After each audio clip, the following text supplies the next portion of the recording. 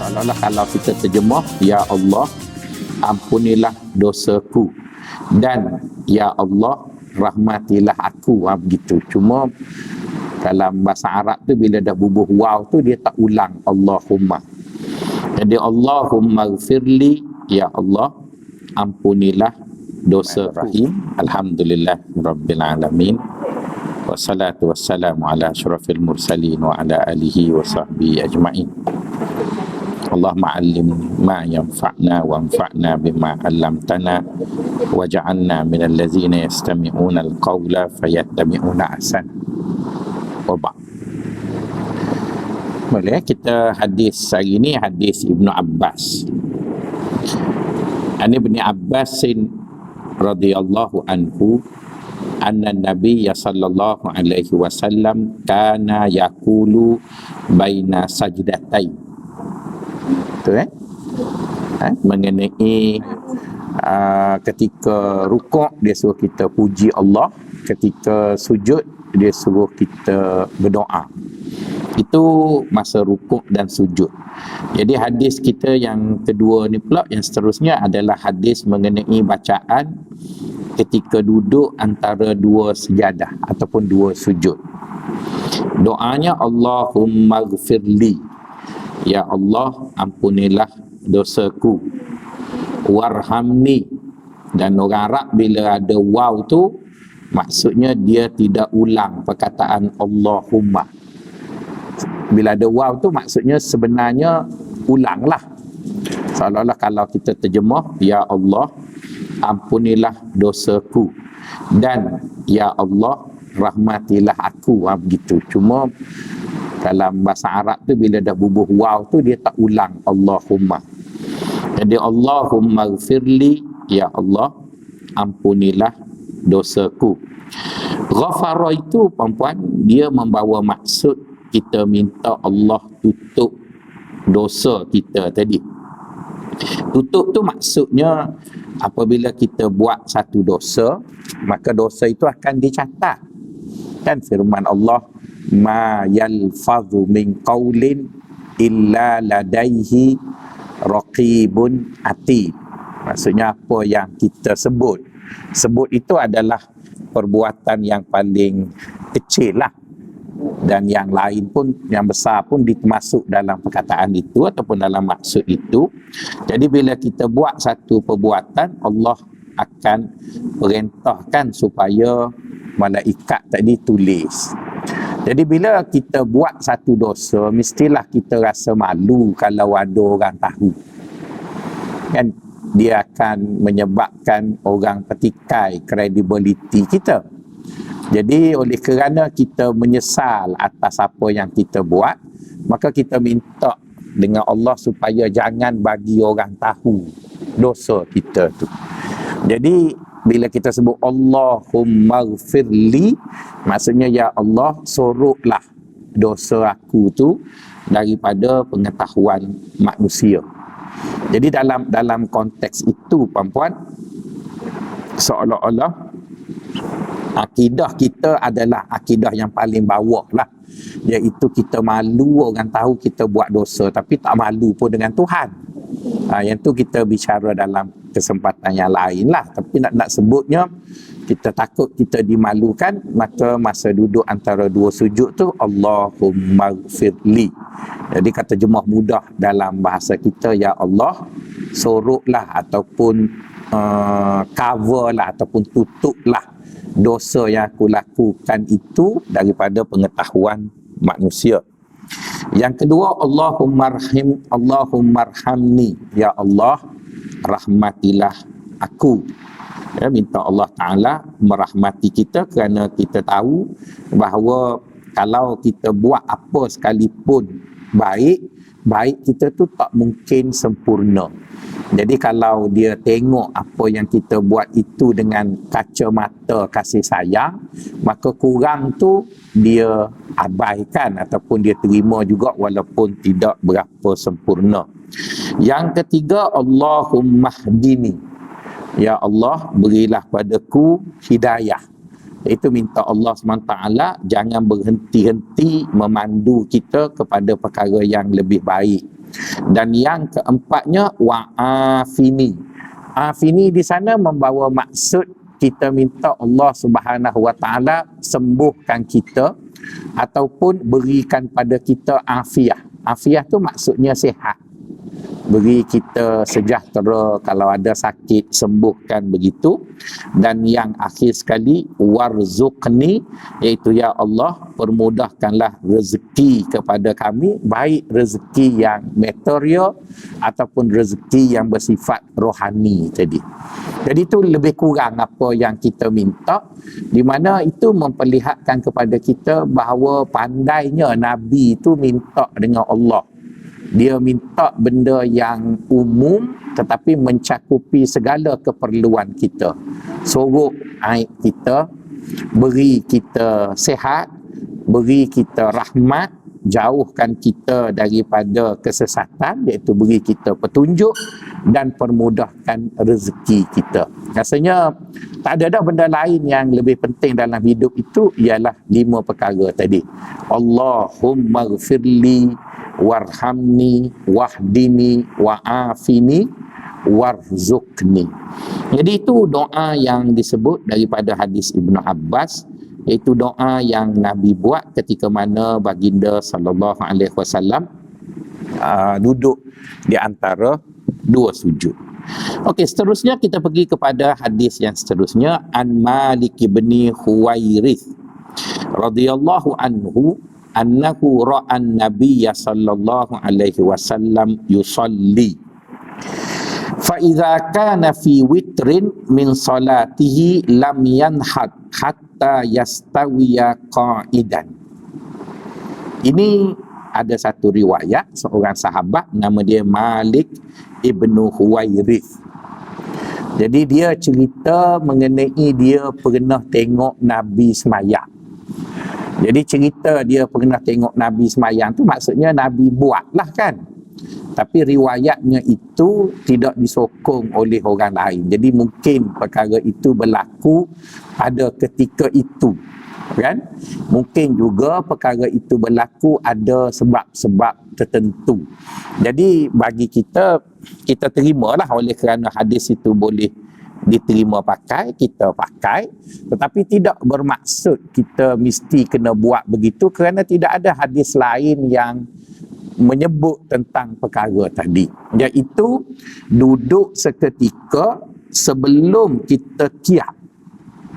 Dan kita dari qiyam tu kan kita turun terus sujud, kemudian kita duduk antara 2 sujud, kemudian kita sujud, kemudian kita naik balik.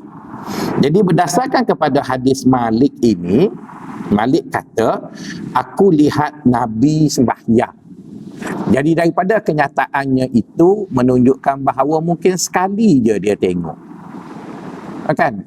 Kalau dia kata kana Rasulullah sallallahu alaihi wasallam yusalli, adalah Nabi pernah sembahyang begitu, maka ianya menunjukkan bahawa kerap kali dibuat. Nanti kita jumpa dengan hadis baca kunut sekejap lagi.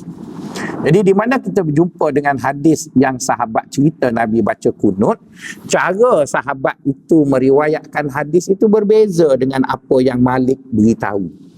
Jadi Malik ini dia bercerita pada kita bahawa dia pernah melihat Nabi sedang sembahyang. Jadi bila kita sebut dia pernah melihat Nabi sedang sembahyang, ianya menunjukkan bahawa ada pernah berlaku perkara itu. Minta maaf ya puan-puan, saya tak berapa setuju dengan sebahagian kawan-kawan saya, iaitu ustaz-ustaz yang mengatakan bahawa kita sembahyang ni kita boleh tengok telefon. Sebab katanya Nabi pernah buat benda yang lebih teruk daripada tengok telefon lagi, iaitu pergi buka pintu. Jadi kita baliklah kepada kenyataan itu, di mana kenyataan Nabi pernah buka pintu ya ada dalam hadis. Kenyataan cucu Nabi pernah naik atas tengkuk Nabi masa Nabi sujud ada. Tapi kenyataan-kenyataan itu tidaklah menunjukkan bahawa memang Nabi kalau nak sembahyang dia cari budak letak atas tekak. Bukan begitu. Dia hanya nak sebut bahawa pernah Nabi solat, tanpa dia duga. Tanpa dia duga, cucunya datang naik atas bahu ataupun atas belikat dia. Jadi oleh kerana dia takut cucunya tak dijatuh dan sebagainya, bila dia bangun, maka dia sujudlah lama. Jadi itu menunjukkan bahawa bila ada sesuatu yang mengancam kemudaratan ataupun membawa satu-satu kemudaratan, maka bolehlah kita buat, tapi janganlah kita buat begitu setiap kali solat. Jadi beza di antara buat sesuatu dalam bentuk yang sunat dengan buat sesuatu dalam bentuk yang ianya datang dan perlu tindakan. Pernah sekali sahabat itu disebut dalam hadis, dia tengah sembahyang, ular lalu depan dia. Jadi untuk takut ular tu, patut dia pukul ular tu, patut dia sambung sembahyang. Kalau macam tu, adakah itu bermaksud kita sembahyang dalam kandang ataupun sarang ular, lepas tu kita berlawan dengan ular? Mana boleh macam tu kan? Jadi bermaksud dia nak menyatakan kepada kita, bila datang suatu perkara yang perlu, maka mungkin boleh kita buat. Tapi kalau kita bawa telefon, saya rasa lebih baik kita matikan telefon daripada kita biarkan telefon dan bila solat kita jawab telefon. Kan? Jadi lebih baik kita matikanlah. Jadi itu yang saya faham. Gitulah.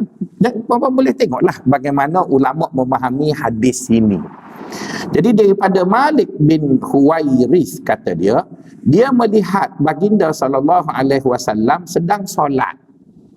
Fa iza kana fi witrin min solatihi. Apabila Nabi sampai kepada bilangan ganjil. Bilangan ganjil itu maksudnya bilangan 3. Kan, maksudnya pada rakaat kedua, kan, rakaat kedua nak masuk rakaat ke 3, lam yanhab, iaitu dia tidak akan bangun terus daripada sujud kedua, rakaat kedua tu. Kan sujud kedua, rakaat kedua nak naik ke rakaat ketiga tu. Bila sujud kedua tu, sebelum naik untuk rakaat ketiga, Nabi tak naik terus. Nabi duduk antara dua sujud juga seketika. Sehingga belikatnya tu lurus.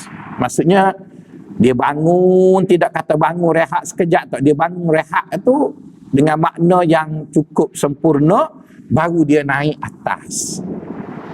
Jadi bila begitu, maka timbullah persoalan di sana, apa status perbuatan itu? Status perbuatan duduk semacam antara dua sujud di antara rakaat kedua ke rakaat ketiga itu. Apa status perbuatan itu?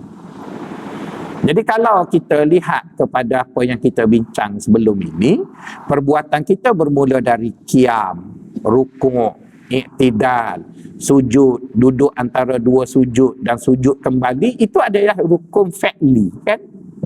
Yang kita kena buat lah tu.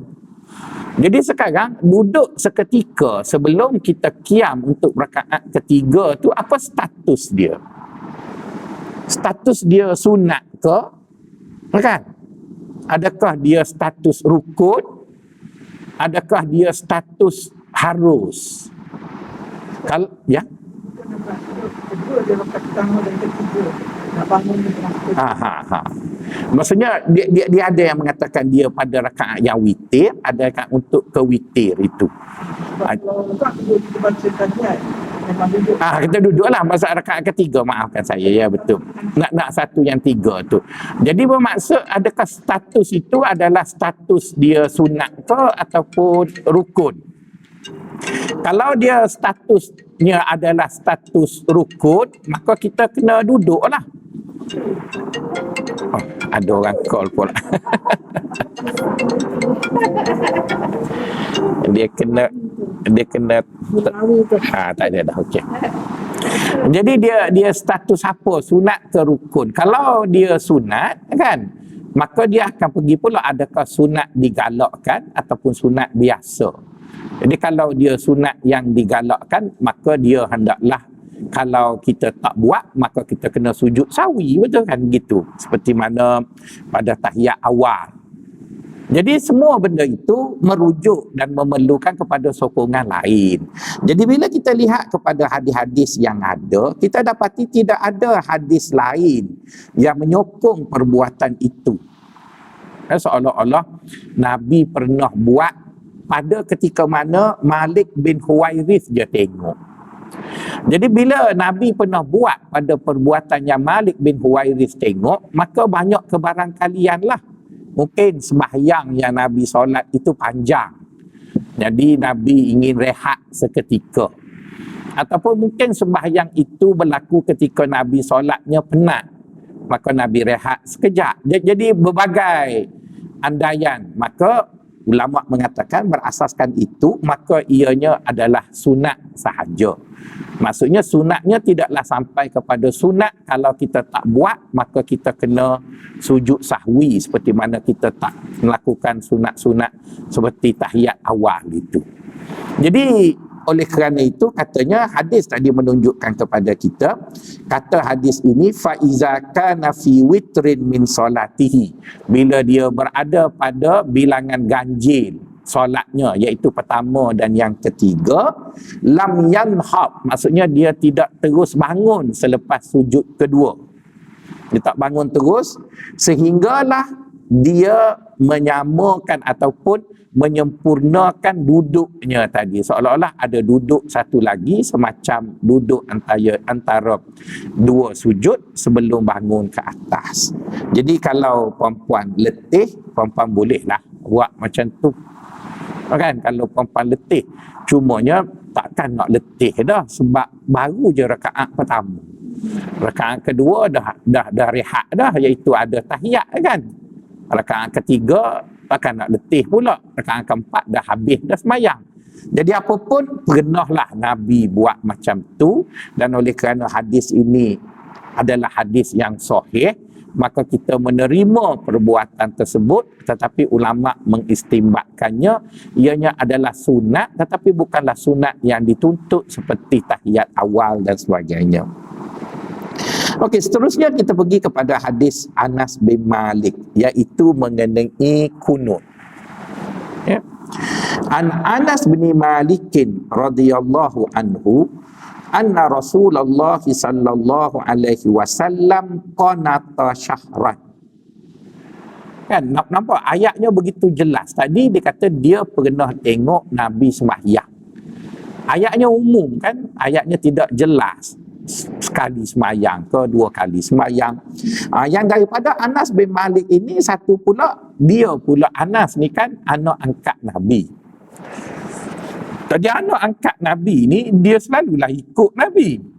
Jadi dalam statusnya sebagai orang yang dekat dengan Nabi, dan kenyataannya itu jelas, iaitu bahawa Rasulullah sallallahu alaihi wasallam membaca kunut secara berterusan selama sebulan. Qanata syahran ba'da ruku', selepas dia rukuk. Maksudnya masa berdiri di antara rukuk dengan sujud. Tadilah kita panggil dia panggil iktidal dalam istilah kita tadi. Iaitu kata Anas, aku melihat Rasulullah sallallahu alaihi wasallam membaca kunut selama sebulan. Dan kunut ini tidak berlaku pada subuh sahajalah. Zuhur, asar, maghrib, isyak, subuh, zuhur, setiap hari ataupun setiap kali solat selama sebulan. Ba'dar rukun yad'u ala ahya'in min ahya'il Arab. Nabi mendoakan kecelakaan ke atas satu kabilah di antara kabilah-kabilah Arab. Thumma tarakahu, kemudian selepas sebulan Nabi pun dah tak buat perbuatan itu. Ya, muttafaqun alaih. Kemudian hadis daripada Anas juga, tetapi dikeluarkan oleh Imam Ahmad, Daruqutni dan sebagainya, ditambah daripada hadis di atas, tambahannya fa amma fis subhi falam yazal yaqnutu hatta faraqad dunya.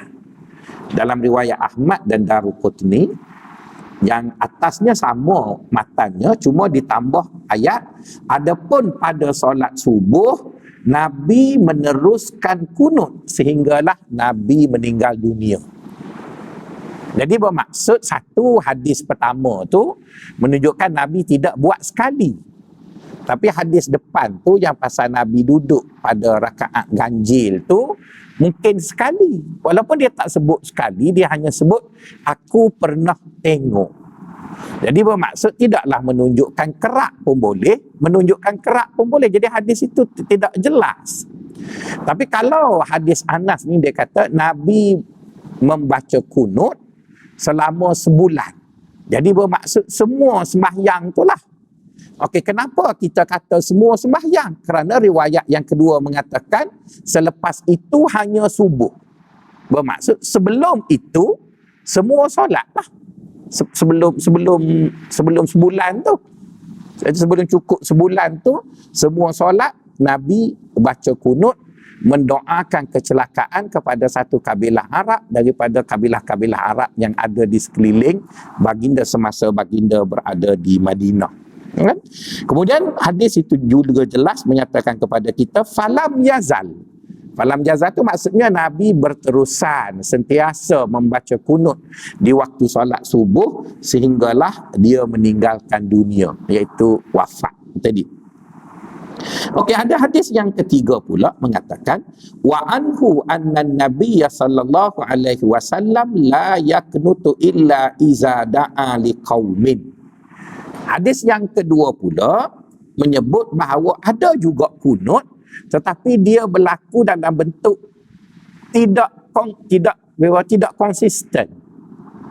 Kadang-kadang Nabi kunut, kadang-kadang Nabi tak kunut. Kan katanya bahawa Nabi SAW lam yaknutu, Nabi tidak baca kunut dalam solat illa iza da'a liqaumin au da'a ala qaumin, melainkan Nabi ingin mendoakan kebaikan bagi satu-satu kaum ataupun mendoakan kecelakaan ke atas satu-satu kaum. Begitu. Boleh? Itu hadis yang ketiga. Nanti kita ulas sekaligus dalam keempat-empat hadis tadi. Manakala hadis yang keempat an Sa'ad bin Tariq al-Ashja'i radhiyallahu anhu qala qultu li abi ya abati innaka qad sallaita khalfa Rasulillah sallallahu alaihi wasallam wa Abi Bakrin wa Umar wa Uthmana wa Aliya afakanu yaknutuna fil fajri. Qala ya bunayya, qala ayya bunayya muhdathun. Jadi hadis ini, hadis yang keempat ni daripada Sa'ad bin Tariq al-Ashja'i radhiyallahu anhu berkata, aku pernah bertanya kepada ayahku. Ayah dia tu sahabat Nabi. Dianya tabi'in lah. Kan sebab dia tak sempat jumpa Nabi, dia cuma sempat bergaul dengan sahabat Nabi. Jadi orang yang bertemu dengan sahabat Nabi itu dipanggil tabi'in. Ya? Jadi Sa'ad bin Tariq al-Ashja'i ini tabi'in, dia bertanya pada ayahnya, ataupun mungkin dia juga sahabat tapi dia sahabat masa Nabi hidup tu dia kecil lagi, tak sempat dia tengok Nabi, dengan makna masa tu dia masih terlalu kecil. Jadi bila dia dah dewasa, dia tanya ayah dia, wahai ayahku, tidakkah engkau telah sembahyang di belakang Nabi, sembahyang di belakang Abu Bakar, sembahyang di belakang Umar, sembahyang di belakang Uthman, sembahyang di belakang Ali? Maksudnya menjadi makmum lah kan kepada orang-orang itu. Afakanu yaknutuna fil fajri, adakah mereka semua itu, iaitu Abu Bakar, Umar, Uthman, Ali, baca kunut pada waktu fajar, iaitu pada salat subuh? Maka kata ayah dia, ya bunayyah muhdathun. Kata dia, kunut itu perkara yang tidak dibuat oleh orang-orang itu. Ustaz cakap kunut tu tak patut dibaca masa subuh. Ada setengah ustaz cakap tak patut baca kunut. Yalah kita gabung. Kita gabunglah dengan hadis ni. Okey, jadi sekarang kita bila belajar ni kan, kita kena tengok bahawa kita tak boleh ambil semua tu yang ke atas tu dengan mengabaikan yang bawah tu. Dan tak boleh juga ambil yang bawah dengan mengabaikan yang atas tu. Kan? Jadi bagaimana kita harus faham, ya? Sekarang kita lihat kepada riwayat yang ada, di mana kita dapati bahawa status antara perawi itu pula, kan? Status antara perawi. Hadis yang sampai kepada kita yang keempat itu diriwayatkan oleh sahabat yang mana dia dipanggil sahabat level 2. Sebab dia masih kecil. Dan ceritanya pula dia tanya ayah dia. Nampak kan? Dia tanya ayah dia. Adapun hadis yang kita baca 1 dan 2 dan 3, dia diriwayatkan oleh sahabat utama. Utamanya Anas tu, satu, dia sahabat Nabi lah. Dan yang kedua, dia duduk rumah Nabi. Kan dia duduk rumah Nabi, dia tengok Nabi dan sebagainya. Jadi oleh kerana dia duduk rumah Nabi, dia tengok Nabi dan sebagainya, itu dari segi kedudukannya dia lebih meyakinkan. Yang kedua. Yang ketiga, kalau kita lihat kepada ayat yang digunakan oleh Anas, lebih meyakinkan daripada ayat yang digunakan oleh sahabat yang keempat. Kan sahabat yang keempat itu, riwayat yang keempat tu dia tanya, adakah Nabi itu pernah? Kan, adakah Nabi itu pernah? Jadi sahabat yang ada di sini menunjukkan kepada kita perkara itu baru dibuat. Bermaksud mungkin sahabat ini dia sembahyang di belakang Nabi, ada kala-kala dia melihat perkara itu tidak konsisten dibuat. Nabi pun, jadi kalau kita lihat pada hadis yang kedua dan yang ketiga, kita dapati Anas pun mengatakan bahawa Nabi buat pada semua solat selama sebulan je. Kan Nabi buat perkara itu selama sebulan. Jadi sebelum Nabi buat, iaitu sebelum sebulan yang Nabi buat itu, ataupun selepas sebulan yang Nabi buat itu, mungkin sahabat ini tidak berada bersama Nabi. Takkan sahabat tu nak duduk dengan Nabi sepanjang masa? Adalah masa-masa dia tak ada. Tapi dia kata sebab dia nak laknat Ayatlah nantilah dulu, ayat tu dulu kan. Jadi bila dia kata begitu, maksudnya mungkin dia tak pernah bersama dengan Nabi semasa kunut itu dibuat. Adalah dia pergi ke mana. Tapi sekarang anaknya tanya mengenai solat subuh. Kan anaknya bertanya mengenai solat subuh. Jadi dalam solat subuh tu, ayat yang digunakan oleh Anas pun tidak jelas juga. Dia kata Nabi terus melakukan sehingga dia meninggal dunia. Jadi terus melakukan itu mungkin juga terus bermakna ada kala buat, ada kala tak buat. Kan ada kala buat, ada kala tak buat. Jadi daripada perbahasan yang panjang, maka ulama seperti mana Abu Hanifah, seperti mana Imam Malik dan sebagainya, mereka berpandangan bahawa kunut itu ialah tidak perlu. Adapun kita menganggap membaca kunut itu sama seperti tahiyat awal. Maksudnya tak ada seorang pun dalam mazhab mengatakan kunut itu wajib. Kan tak ada siapa yang kata wajib. Jadi bila tak ada siapa yang kata wajib dan kita pula ada keperluan untuk kunut, maka apa masalahnya? Tak ada masalah lah. Sedangkan hadis yang mula-mula kita baca tadi pun, duduk seketika sebelum bangun pun Nabi pernah buat dan kita kata boleh buat, maksudnya sunat. Kita boleh buat, tak diperbincangkan. Jadi bila kita sebut baca kunut, hadis ketiga yang kita baca ni, bila kita ada keperluan. Jadi lebih-lebih lagi sekarang kan, kita nak doakan kepada seseorang, kita nak doa laknat ataupun musibah kepada orang yang menganiayai kita. Kan ada benda tu. Jadi bila ada, maka itu menunjukkan bahawa ada keperluan. Dan bila ada keperluan, maka apa salahnya kita melakukan perkara sunat itu? Jadi bermaksud dalam mazhab Syafi'i, dia menganggap kunut itu sunat yang digalakkan. Imam Syafi'i berpegang pada hadis yang pertama, kedua. Tapi ketika mana Imam Syafi'i pergi ke kuburan tok gurunya yang tak baca kunut, Imam Syafi'i pun tak baca juga. Bermaksud dia tidaklah begitu rigid dengan kunut itu. Jadi maksudnya kalau kita pergi ke Mekah, kan? Tu imam kita tu bukan mazhab Syafi'i dan dia tak baca kunut, maka kita tak payahlah kita nak kunut, nak berkerah pun, sebab berkerah apa pada benda sunat. Sedangkan mengikut imam itu kan adalah satu perkara yang wajib.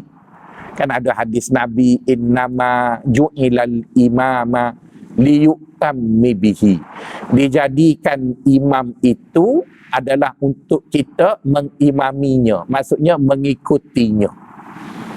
Jadi oleh kerana kita nak kena ikut dia, maka sebab itu kita diberi masa untuk kita menyempurnakan rukun. Tapi apabila kita ikut imam dan kita tidak ada masa untuk menyempurnakan rukun, maka setengah ulama mengatakan boleh ditinggalkan rukun ketika mana kita berjemaah. Contohnya, puan datang masa tu kita masuk angkat takbir, imam sudah angkat takbir rukuk. Okay? Jadi kalau kita tidak sempat angkat takbir ketika mana imam sedang rukuk, dia bangun dari rukuk baru kita angkat takbir, maka kita sudah tidak dikira rakaat itu. Betul kan? Jadi untuk menjadikan kita dikira rakaat itu, maka kita angkat takbir dan kita ikut rukuk bersama dengan imam lah. Jadi ketika mana kita rukuk bersama dengan imam, kenapa kita dikira satu rakaat yang sempurna, sedangkan Fatihah kan rukun. Dan Fatihah kan rukun. Kita tak baca tu. Jadi Fatihah yang dianggap rukun tadi tidak dibaca kerana situasi pada ketika itu tidak mengizinkan kita membaca kerana kita berimam dan kita ikut imam. Jadi apalah nak dibandingkan dengan kunut tu?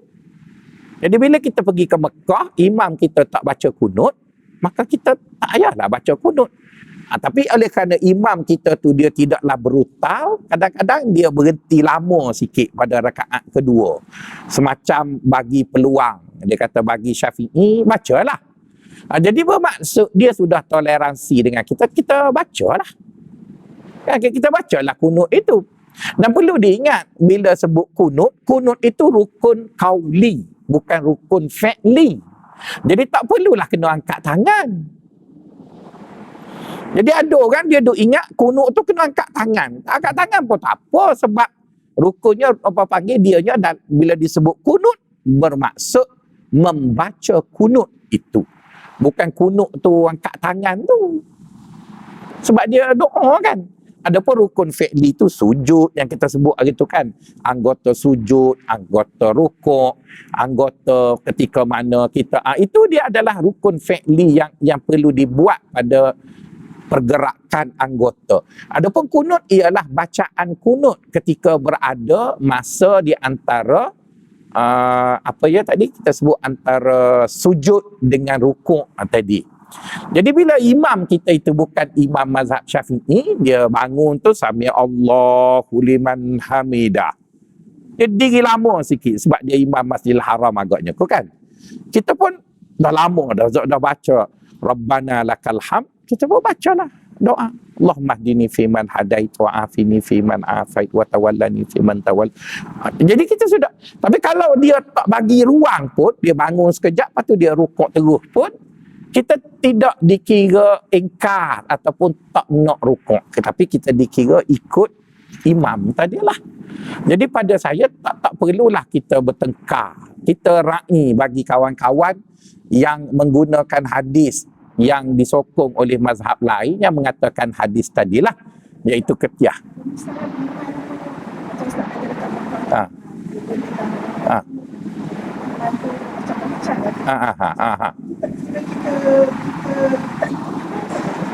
dia tak ikut ni, dia panggil mukhalafah. Kita tak lawan dia, dia bagi ruang, dia tak lawan.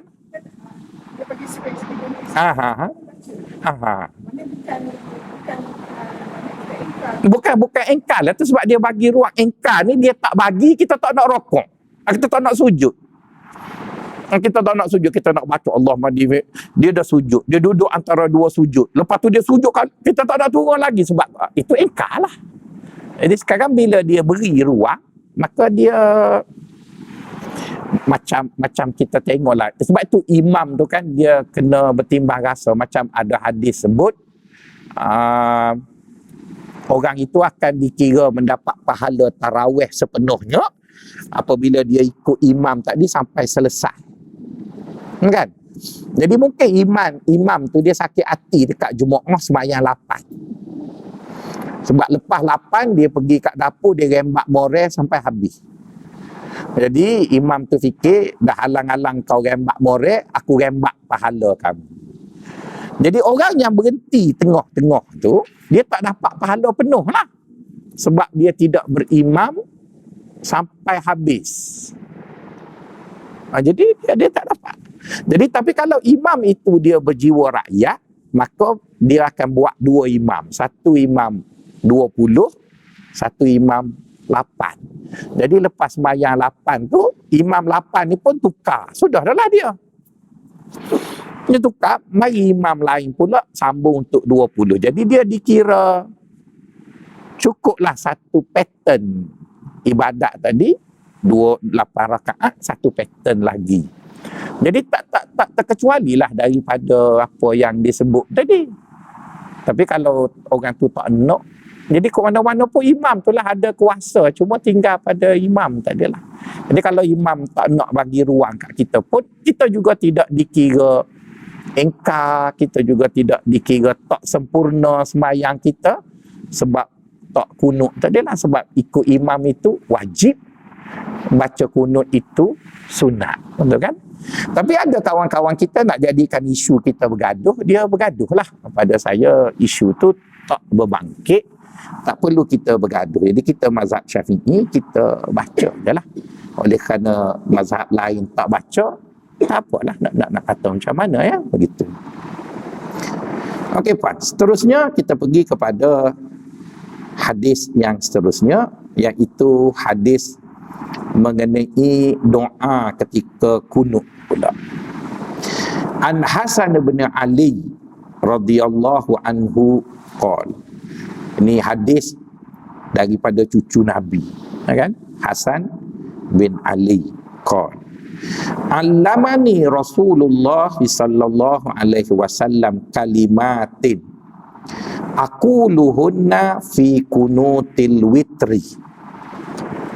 Yang inilah kadang kita bergaduh dengan orang Wahabi kan. Orang Wahabi kata kita tak boleh reka benda dalam solat kan, ataupun benda-benda agama. Dia marah dekat kita, orang kita ni lah ya, kita orang Syafi'i ni, kita tambah dalam tahiyat sayyidina, at-tahiyatul mubarakatus salawatut thayyibat, asyhadu an la ilaha illallah wa asyhadu anna sayyidina Muhammadar. Jadi bila kita tambah sayyidina, orang Wahabi kata kamu buat bid'ah. Sebab dalam riwayat hadis tak ada sayyidina. Jadi kita tambah sayyidina. Jadi kita jawab, kita tambah itu kerana tak tergamuk nak sebut nama orang tu langsung. Kan? Puan tergamuk kau nak sebut nama mak puan beda. Kan kita berdoa, ya Allah ampunilah dosa beda binti pula. Tak tergamuk nak sebut. Kita tergamuk sebut, ya Allah ampunilah dosa ibuku. Kan kita akan guna satu perkataan yang melapik bagi nama orang tu. Jadi oleh kerana agama itu diajar oleh Nabi, mungkin pada tradisi orang Arab, dia boleh panggil nama orang tu. Macam Mak Saleh lah, ya. Dia boleh panggil ayah dia tu David, macam-macam. Jadi Kita tak katalah dia tak baik, kan? Kita taklah kata dia, tetapi kita pula pada budaya kita rasa macam gitulah. Jadi oleh kerana agama ni berkembang luas, tidak pada orang Arab saja, dan kita menyanjung tinggi Nabi kita tu, maka kita tak tergamak nak sebut tu, maka kita boleh terima bila orang cadangkan Sayyiduna, Tuan kami.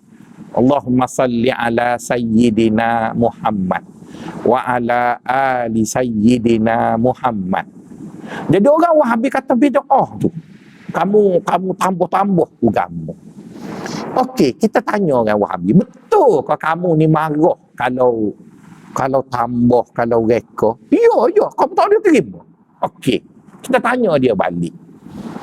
Habis yang kita pergi Mekah tu, kita tengok tu Imam Mekah baca kunut pelik-pelik tu, Nabi ajar lah.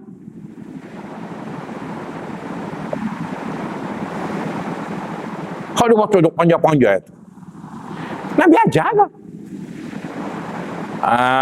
Dia maksudnya habis kami tambah Sayyidina sebiji je, kamu kata bid'ah dah. Yang tu imam kamu doa panjang, tak ada kena langsung dengan apa hak Nabi ajar tu. Boleh pula. Jadi kita tanya dia, kamu ni macam mana? Boleh tambah, kau tak boleh tambah. Kalau tak boleh, jangan kami je tak boleh, kamu pun tak boleh jugalah. Kalau kami tambah Sayyidina itu bid'ah, habis yang kamu baca tu bid'ah jugalah. Jadi kalau kita sama-sama buat bid'ah, dia diam je lah. Dapat paling kurang kan? Jadi sebab itu kita kata dekat dia, selagi mana kita tambah ataupun kita reka itu tidak bercanggah dengan semangat agama, maka boleh lah. Jadi kita kata gitu. Maka sebab itu kita tak nampak tambah Sayyidina itu bid'ah, dan kami juga tak nampak doa yang kamu duk baca tu juga bid'ah, walaupun dia adalah rekaan kamu. Sebab bila dia baca doa tu kan, tu Imam Mekah, Allahumma hlikil Yahuda wan Nasara wahlik ala Allahumma ansur ikhwanana al-muslimina fi Shishan. Shishan tu nama baru, Shishan, Chechnya. Zaman Nabi mana ada nama Chechnya? Wa fi Palestin, wa fi Filipin. Filipin pun masuk juga. Maksudnya kamu reka juga. Kami reka sebiji je. Sayyiduna, Tuan kami. Orang lain kami tak reka sebab kami rasa tak tergamuk. Ada alasan. Jadi dia kata, kita kena doa orang Islam sebab musibah. Sebab kita baca hadis. Tadilah kan yang berdoa atas kaum Arab selama sebulan tu kan. Jadi bermaksud, kamu pun ada sandaran, tapi sandaran kamu dia panggil kelihatan begitu. Maka kami pun juga ada sandaran. Jadi sebab itu bila kita tegur orang Wahabi tu, kita tak payah gaduh lah. Sebenarnya kita tidak burukkan agama. Yang dicadangkan itu adalah kerana ada kewajarannya. Jadi kita tambah Sayyiduna. Dia pula gunakan hadis Anas bin Malik tadi kan, yaqnutu ala hayyum minal Arab, hayyum min ahya'i minal Arab. Mendoakan kecelakaan ke atas satu kabilah daripada kabilah-kabilah Arab. Okey, itu kita cakap begitulah. Jadi bila kita cakap begitu, Wahabi pun diam. Jadi sebenarnya kita dengan Wahabi sama je. Sama je, iaitu kita buat satu benda baru, tetapi benda baru yang dibuat itu bukan satu benda baru yang tidak direstui oleh agama. Ada sandarannya, cuma sandaran itu difahami oleh orang alim. Jadi bila ditambah, dibuat itu bukan sewenang-wenangnya. Saya terlupa nak sebut mengenai mendoakan kecelakaan. Puan-puan, kita ada satu kaedah ya, dalam agama kita dia panggil muamalah bil musul. Iaitu kita bergaul dengan orang mengikut bagaimana orang bergaul dengan kita.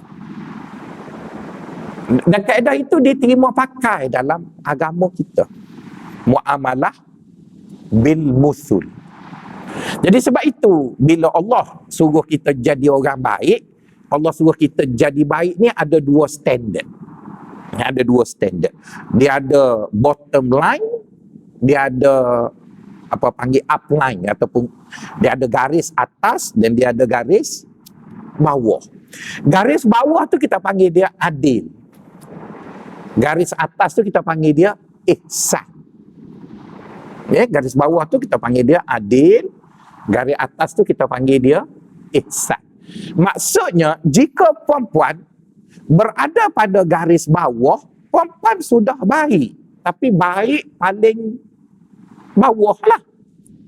Tapi kalau perempuan nak jadi terbaik, perempuan kena berada pada garis atas. Itulah. Innallaha ya'murukum bil adli wal ihsan. Sesungguhnya Allah memerintah kamu supaya bergaul dengan adil dan juga ihsan. Jadi apa makna adil? Adil maksudnya dalam pergaulan ialah muamalah bil musul. Kita bergaul dengan orang berasaskan bagaimana orang bergaul dengan kita. Dalam hadis sebut kama tadinu tudan. Macam mana mu bergaul dengan orang, maka macam itulah orang akan bergaul dengan kamu. Jadi perempuan, bila kita hidup ni perempuan, ada kala kita damai dan ada kala kita berperang. Kan ada kala kita damai, ada kala kita berperang. Semasa kita damai, kita dicadangkan supaya mengutamakan ihsan. Semasa kita damai. Tapi semasa kita berperang, kita diberi garis bawah, iaitu kena adil. Maksudnya ketika kita berperang, kita tak perlu ihsan. Kita hanya perlu adil. Tapi ketika mana kita damai, kita perlulah ihsan tadi. Jadi apa makna adil? Adil ialah buat berinteraksi dengan orang seperti mana orang yang sedang kita bermusuh itu dia buat pada kita macam mana. Jadi kita buat serupa dia lah. Tapi ketika damai, agama suruh kita buat lebih daripada apa yang dia buat kat kita baik itu. Tapi kena ketika damai lah. Maka sebab itu dalam agama kita sistem perhambaan dipakai. Bukan Islam yang memulakan sistem perhambaan. Sistem perhambaan itu diguna pakai di zaman Nabi ada lagi, di mana kalau orang Islam kena tawan, orang Islam kena jadi hamba. Islam kena jadi hamba kepada musuh. Maka bila orang Islam berperang dengan orang kafir, takkanlah orang kafir tak boleh jadi hamba orang Islam.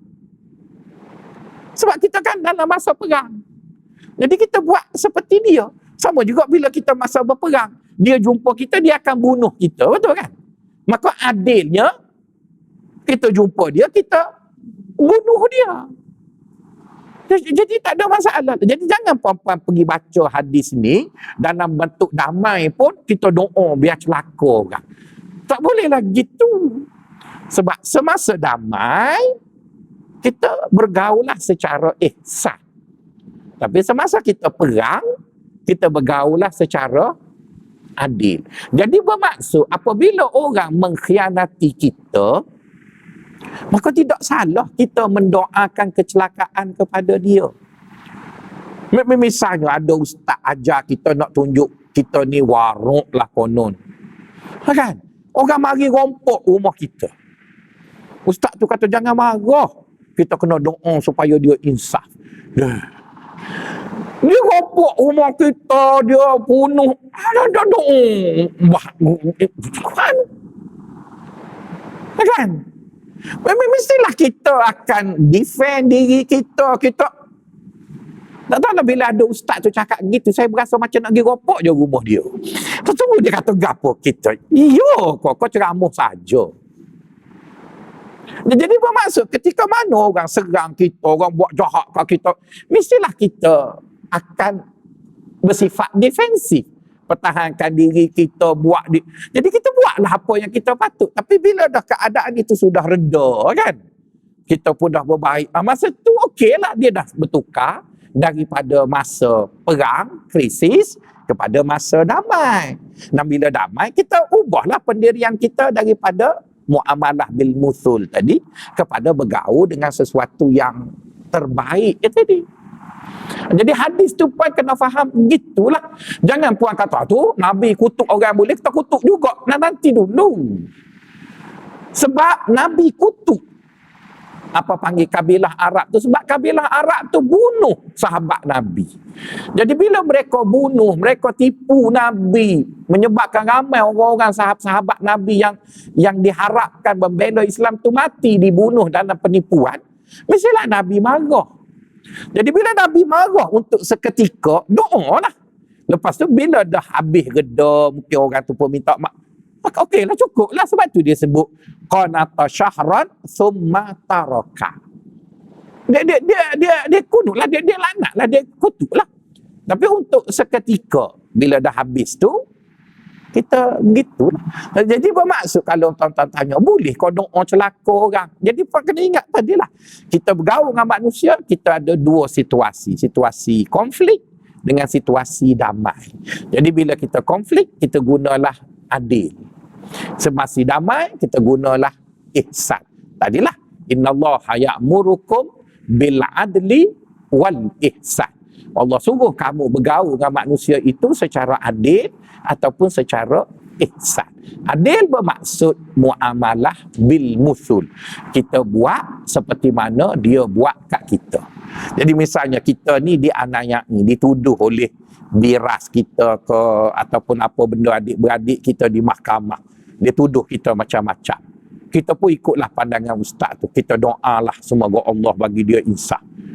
Habis harta kita dia rapah, dia apa. Boleh puan-puan nak doa macam tu, tapi kalau saya pun tak buat macam tu. Paling kurang kita pertahankanlah diri kita dulu. Jadi bila kita pertahankan diri kita dalam perjalanan itu, dia pun insaf, dia minta maaf, maka pada ketika itu kita lupalah hak dia buat tu dan kita pun berlakulah ihsan. Sebab dia sudah bertukar dari konflik kepada damai tadi puan-puan ya. Jadi kalau ditanya begitulah, boleh doa ke? Lepas tu kenapa dulu doa lepas tu baik pula? Jawabnya ialah kerana keadaan sudah berubah. Macam kita tengok pergaduhan politik orang Melayu lah. Kan? Dulu parti tu kuat, dia tindas habis parti-parti Melayu lain. Mestilah parti Melayu yang kena tindas tu akan doakan kecelakaan. Lepas tu bila dia dah lemah, parti ni pula nampak berbaik dengan sini. Jadi kita perlulah kita ungkit cerita lama tu. Orang kalau kita ungkit balik, kan macam tu Dr. Mahathir duk ungkit balik kata tu kapin. Kita nak gaduh balik kan? Cukuplah sudah-sudah tu ungkit balik. Dia bergaduh lah balik. Jadi yang sudah tu kita lupakan, nak buat macam mana, ada sebab lah orang tu bertindak begitu, ada sebab. Jadi kita tak payah ungkit benda tu, kita damai dan kita tengok yang ke depan je lah. Barulah kita boleh bergerak ke depan. Jadi itu yang disebut itu mengenai doa tadi. Jadi sering orang menggunakan perkara tadi. Jadi kalau dikata sekarang kita dengan orang Yahudi, kalau tanya saya bersetuju kita doa. Sebab kita nampak dia tak nak berdamai pun dengan orang Islam. Dia makin sehari makin bunuh dan dia bangga dia bunuh orang Islam, cuma menghalalkan pembunuhan itu dia label kita sebagai pengganas. Lepas tu kita tanya dia, apa definisi pengganas? Pengganas ialah suatu keganasan yang digunakan oleh pihak yang bukan sah kuasanya. Jadi kita pun heran. Kalau kamu kata orang ganas ialah keganasan yang digunakan oleh orang yang tidak sah kuasa, sedangkan di Palestin Hamas itu kerajaan.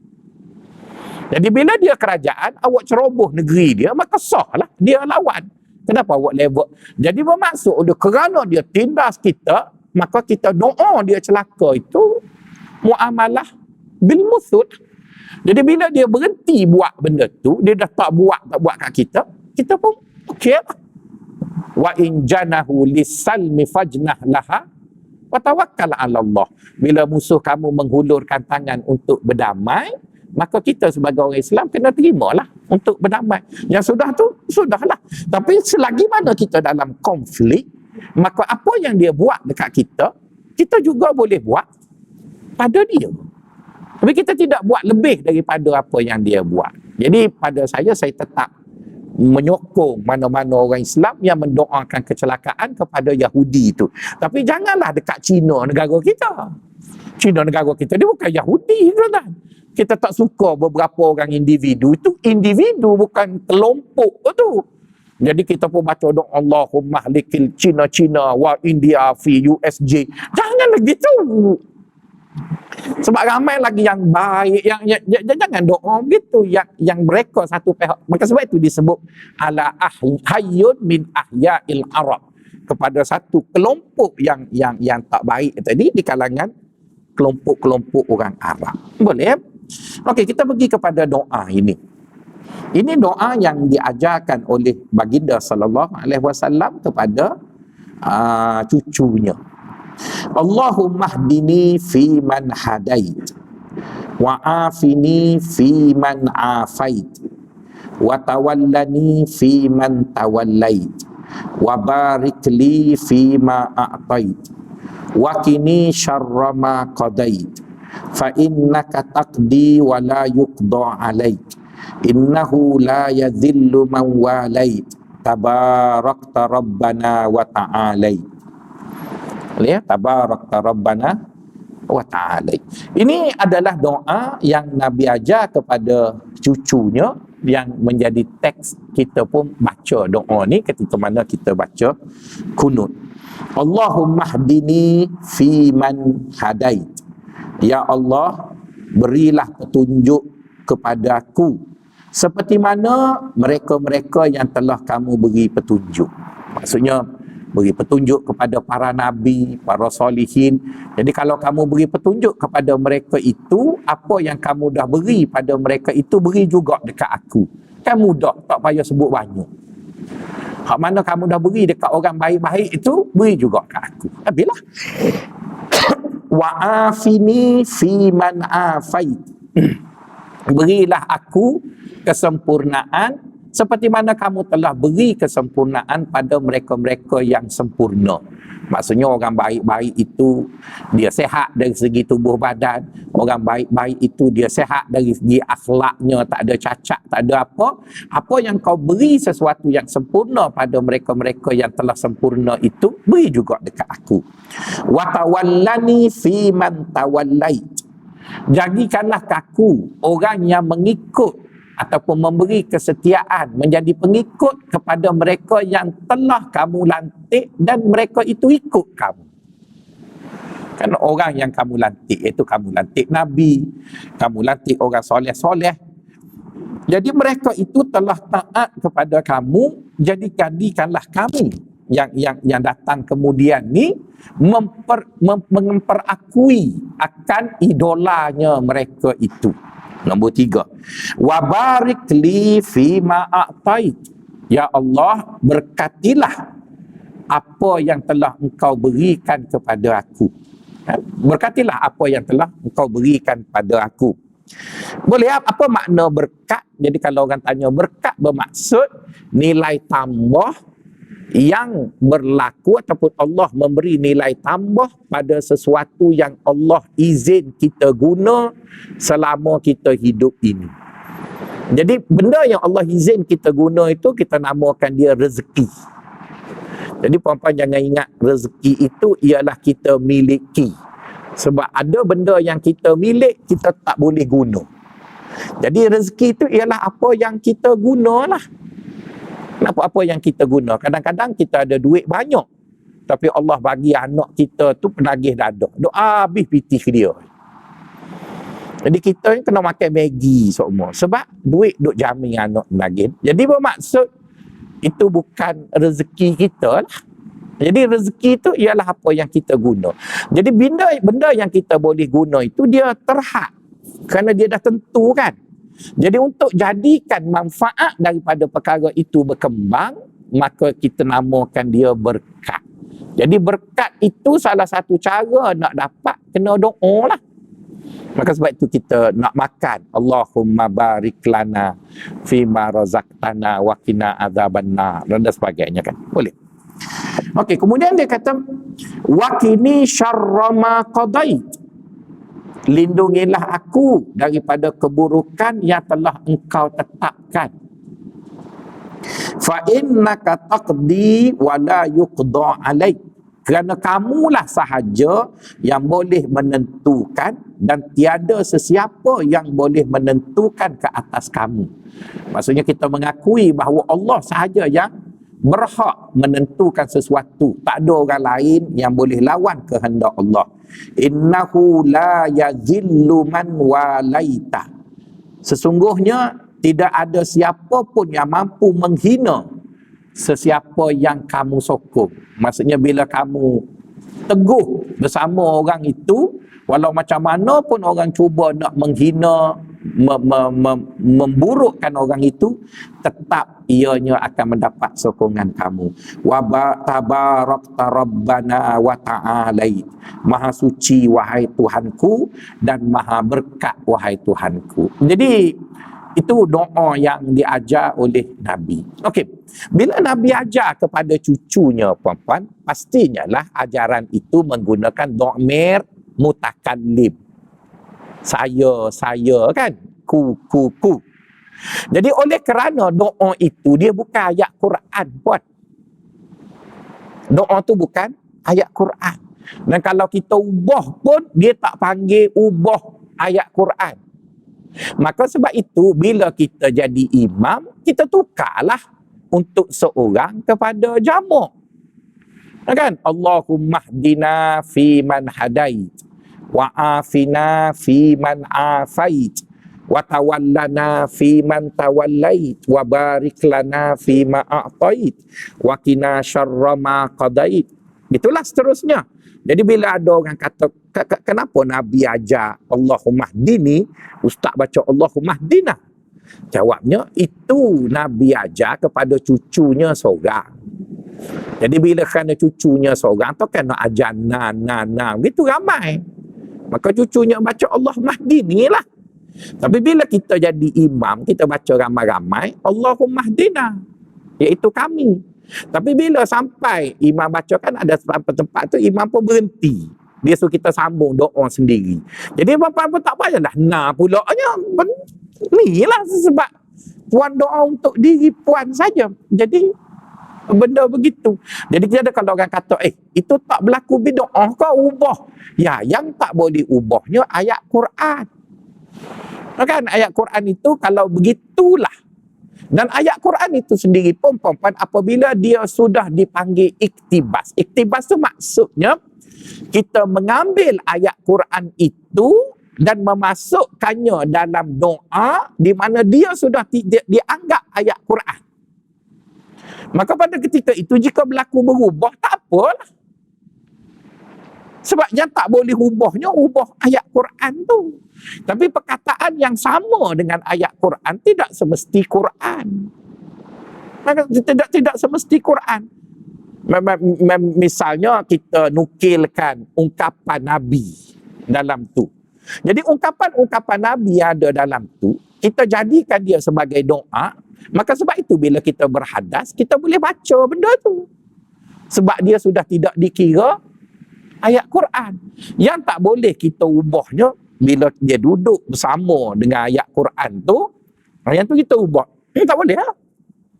Tapi kalau dia sudah bersama dengan doa-doa lain dan sebagainya, maka ada ayat-ayat Quran yang misalnya